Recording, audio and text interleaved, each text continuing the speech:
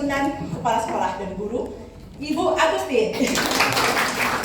Ya, yang sudah dalam 3 tahun ini selalu ikut kami berjalan-jalan di mana saja, ya.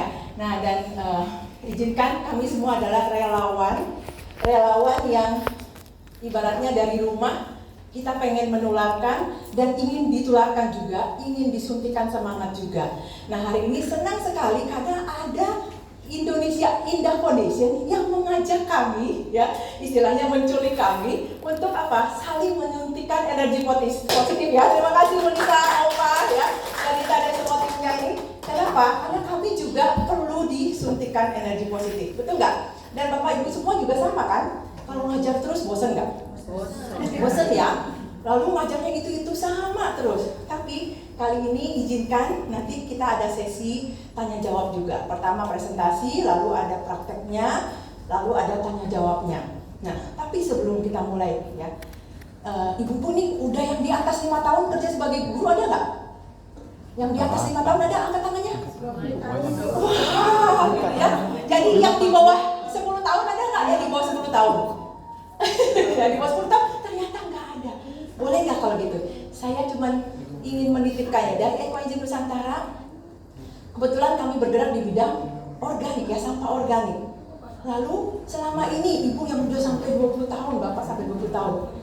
Selain kalau guru itu apa sih? Misalnya saya punya sertifikat, punya kredibilitas apa yang menurut ibu, bapak semua, saya sebagai guru tuh pengennya jadi apa sih yang menjadi kebanggaan? Setiap tahun anaknya semua lulus, itu jadi kebanggaan, ya. Lalu sendiri ikut pelatihan yang dapat sertifikat, betul? Tapi pernahkah terpikir saat nanti saya pensiun atau ibaratnya setiap tahun kerja apa, kerja nyata apa yang saya ingin bisa wariskan kepada anak murid? Pernahkah terpikir Bapak Ibu? Kali ini lagi eranya, memang zamannya pilah sampah, dan nggak cuma pilah tapi olah sampah, ya. Lalu pernahkah Bapak Ibu semua di sini yang sudah berjodoh, ya, dengan alam semesta, yang terpilih loh, begitu banyak guru yang lain, tapi kita semua di sini terpilih untuk duduk bersama, belajar bersama, sukses bersama, sehat bersama, dan cintai bumi kita lebih lagi bersama-sama. Bagaimana caranya? Bagaimana kita mau mewariskan kepada anak cucu? Bukan sekedar anak cucu, tapi terutama Bapak Ibu kan bergerak di bidang pendidikan. Angkatan 2024 ini saya mau apa? Yang spesialnya apa nih? Yang berbeda dengan sekolah lain apa? Dengan berbeda dengan yang lalu, visi misi ibu yang lalu apa? Nah, jadi maaf yang mau dekat-dekat pensiun ada di sini? Tidak ada, ya. Tapi ibaratnya nanti kalau saya pensiun itu saya ingin apa? Bukan prestasi yang sertifikatnya menumpuk banyak, ya, atau terkenal namanya itu. Ya, selain itu, bolehkah saya ingin menitipkan satu lagi Bapak Ibu? Bahwa ternyata sekolah saya, jadi bilang begitu, ya Bapak Ibu, sekolah saya akhirnya melalui tangan saya, ya. Bukan berarti kita sombong, bukan Bapak Ibu, tapi kita harus punya prestasi yang bukan hanya akademik, tapi juga kita punya prestasi di bidang lingkungan. Sudah siap untuk jadi pahlawan Bapak Ibu? Siap. Ya. Jadi nanti kalau misalnya saya tahun ini sudah lulus nih anak-anak, apa prestasi lingkungan apa yang kita punya tahun ini? Ya, boleh menjadi renungan pada siang hari ini, ya. Dan mungkin menjadi PR salah satunya esainya Bapak Ibu apa? Karena nanti ada 3 pertanyaan dan 1 jawaban yang tadi, ya. Kira-kira setelah lulus nanti dari tahun yang ini, kalau setelah kalian pensiun, ingin mewariskan apa kepada sekolahnya? Ya, ibaratnya kalau guru yang SMP Negeri 39 ada di sini? Ibu, nanti kalau suatu saat ibu sudah pensiun, nama ibu dikenangnya dengan sebagai pahlawan lingkungan, ya. Kalau untuk yang akademisi sudah banyak, betul? Tapi yang menjadi pahlawan lingkungan kayaknya belum ada, ya Opa? Ada pun mungkin tidak sampai 10 jari ini. Jadi ayo kita sama-sama merefleksi diri, apakah sebagai akhir dari pensiun saya, sebagai akhir dari hidup saya nantinya, saya ingin mewariskan bahwa bumi kita ini milik bersama, yang harus kita jaga bersama, dan saya ingin mewariskan di sekolah saya bahwa ada gerakan lingkungan yang patut dilakukan oleh semua orang. Setuju Bapak Ibu? Ayo kita mulai dari sekarang karena tidak ada kata terlambat. Kalau bukan kita, Siapalah? kalau bukan sekarang, betul ya?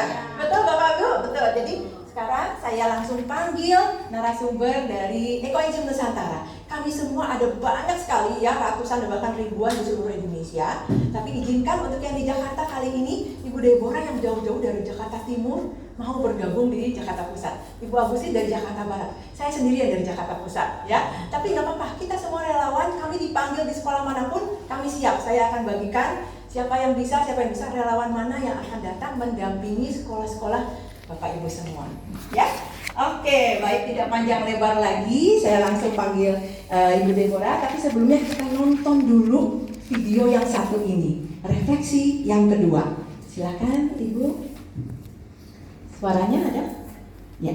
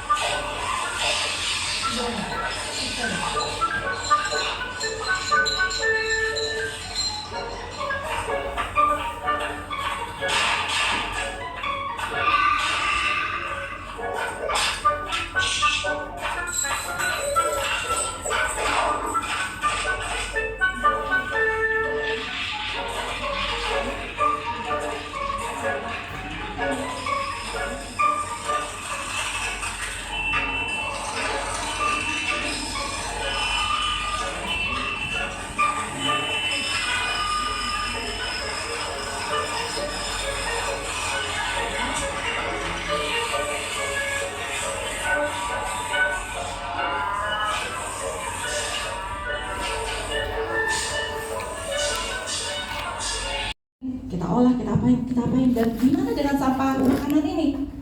Tahukah Bapak Ibu Saudara sekalian bahwa sampah makanan itu bisa menjadi suatu hal yang berbahaya? Apakah pernah terlintas, apakah pernah menyadari bahwa ini adalah sampah yang berbahaya? Nah, jadi begini, ketika kita makan, kita kan pengen bersih, kita pengen rapi, kulit-kulit kita masukin ke plastik, kita ikat, set, rapi, kita buangnya enak. Tuh. Tapi begitu dia sampai di TPA, sampah-sampah organik itu dia mengeluarkan gas metana.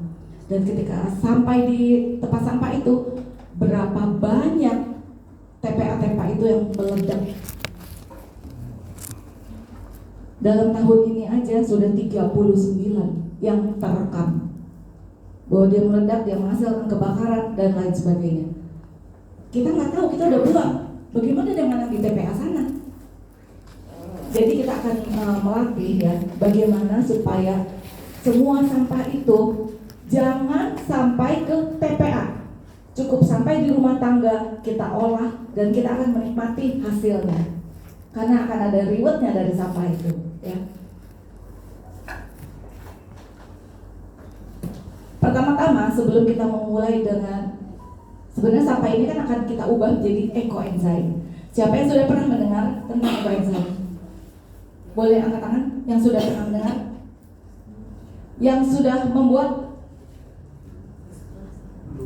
Baik, hanya kurang dari 5 ya. Jadi kita akan mulai.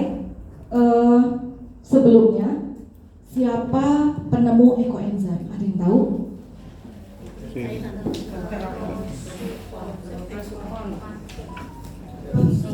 Oh iya, ada di situ ya. Oke.